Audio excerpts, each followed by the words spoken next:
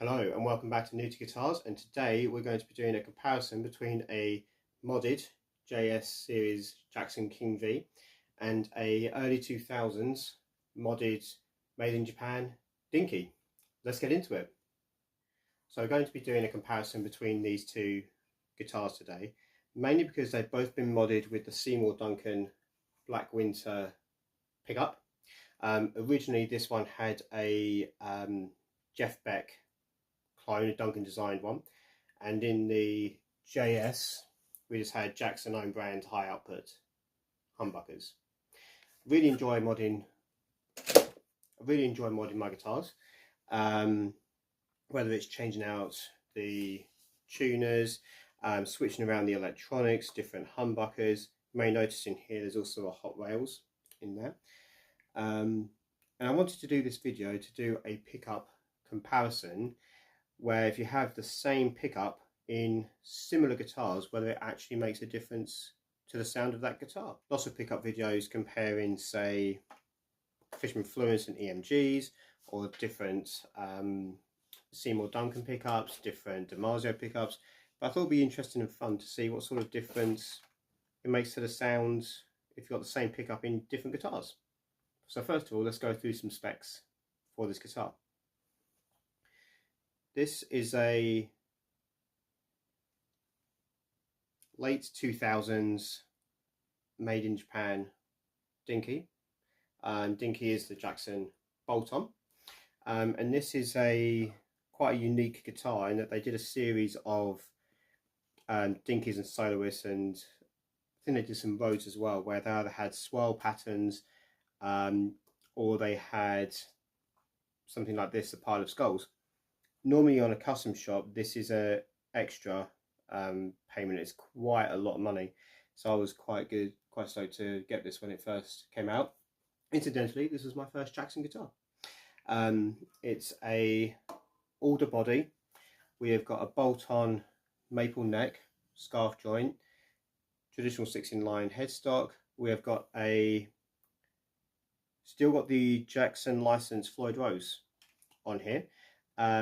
This is still floating. Most of the time I actually lock them down because I tend not to really use them. Have a rosewood fingerboard and the shark fin inlays, volume, tone, and then it's a 5-way blade. Originally we had some Duncan designed Strat type pickups in here, but I changed that out for a rails humbucker, and then I've actually screwed down the middle pickup on there because it gets in the way and I don't really use it that much. This is currently set up for full humbucker, neck only, and then I think those are really the only two I use on this particular. Next up we've got a JS32 King V. This has been quite heavily modded actually. So it is a poplar body, maple neck, bolt-on. I have actually changed out the tuners for some locking ones as well. I've also painted the sides white for the inlay markers. I did this because I was having difficulty seeing the dots when I'm playing live, and I thought the big block things, I actually heard Mick Thompson did this on his signature guitars and it made it a lot easier, so copied that. Changed over the bridge for a shallow roller bridge, 2 Seymour Duncan Black Winters, neck and bridge, volume, tone, and then 3-way toggle on here as well. This was actually a guitar that my wife got me by surprise, and I've actually played quite a few gigs with this. It's been quite a trusty thing. I just happen to be playing some other guitars more recently at the moment, but I might break this back out actually in the future. But anyway, today, as I said, we're going to be looking at difference in sound as the same humbucker does in each of these models. So they're similar spec, maple, bolt-on. Tonewoods are slightly different, so you've got alder on that one, poplar on this one, so there's a subtle difference there. Both of these have got rosewood. Actually, this might be laurel. I think, being a cheaper model. Can't actually remember. I'll have a look on the specs and I'll put it up here somewhere, maybe here, in the edit. But anyway, let's get into some tones.